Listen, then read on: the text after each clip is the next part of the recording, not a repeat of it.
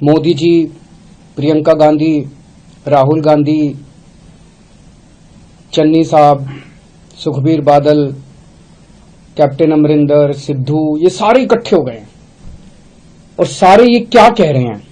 पिछले कुछ दिनों से मैं देख रहा हूं ये क्या आरोप लगा रहे हैं।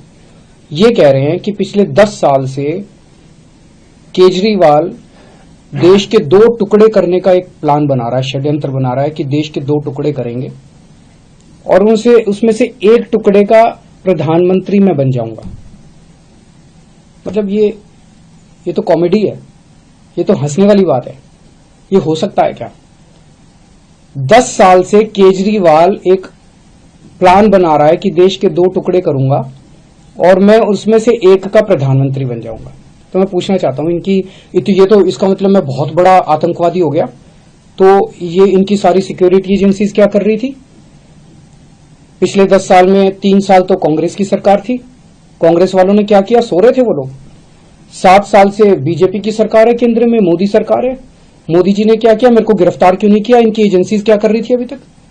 तो ये ऐसी हास्यास्पद बात है जिसको मतलब सुन के ही हंसी आती है। और शायद मैं दुनिया का सबसे स्वीट आतंकवादी होऊंगा जो लोगों के लिए अस्पताल बनवाता है, लोगों के लिए स्कूल बनवाता है, बुजुर्गों को तीर्थ यात्रा पे भेजता है। आज तक तो मैं समझता हूं कि दुनिया में ऐसा कोई आतंकवादी पैदा नहीं हुआ जो सड़कें बनवाता है, पानी बनवाता है, बिजली ठीक करता है, लोगों को बिजली फ्री देता है, लोगों की सेवा करता है। ऐसा तो आतंकवादी आज तक कभी पैदा ही नहीं हुआ होगा।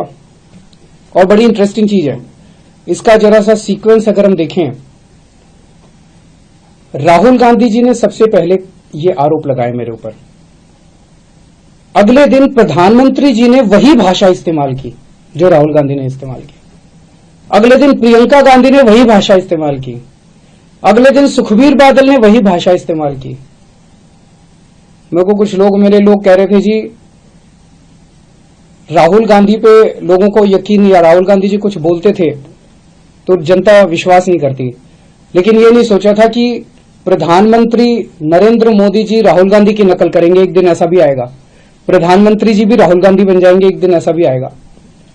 और ये इतना बड़ा आतंकवादी ये पकड़ा कैसे गया? पिछले 10 साल में, 7 साल में जब से मोदी सरकार आई है, इन्होंने मेरे घर पे, मेरे दफ्तर पे दिल्ली पुलिस की रेड कराई, उसमें कुछ नहीं मिला।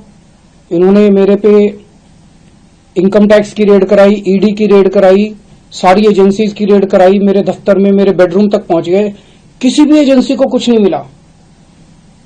फिर एक दिन एक कवि ने खड़े होकर एक कविता सुनाई और उस कविता में उसने कहा कि 7 साल पहले केजरीवाल ने मेरे को कहा था कि देश के 2 टुकड़े करेंगे, एक टुकड़े का पीएम तू बन जाइए और एक टुकड़े का पीएम मैं बन जाऊंगा। और उसके बाद राहुल गांधी ने ये बात कही। प्रधानमंत्री जी ने राहुल गांधी की स्पीच देखी, तब प्रधानमंत्री जी को समझ में आया कि इतना बड़ा आतंकवादी इस देश के अंदर पनप रहा है। ये तो शुक्र हो उस कवि का जो उसने इतना बड़ा आतंकवादी पकड़ लिया, नहीं तो इनकी सारी एजेंसीज नहीं पकड़ पाई थी। मतलब ये चल क्या रहा है?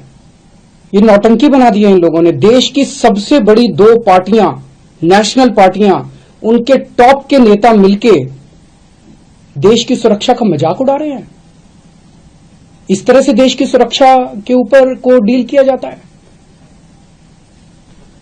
मैं समझता हूं कि आतंकवादी 2 किस्म के होते हैं। एक वो आतंकवादी होते हैं जो जनता में खौफ फैलाते हैं, और एक वो आतंकवादी होते हैं जो भ्रष्टाचारियों में खौफ फैलाते हैं। आज ये सारे भ्रष्टाचारी इकट्ठे हो गए हैं, सारे चोर लुटेरे ये सारे इकट्ठे हो गए हैं और ये मिलके इनको मेरे से डर लग रहा है। एक तरह से इन लोगों के लिए मैं आतंकवादी हूं, जनता के लिए तो मैं स्कूल बनवाता हूं, जनता के लिए अस्पताल बनवाता हूं, लेकिन इन लोगों के लिए मैं आतंकवादी हूं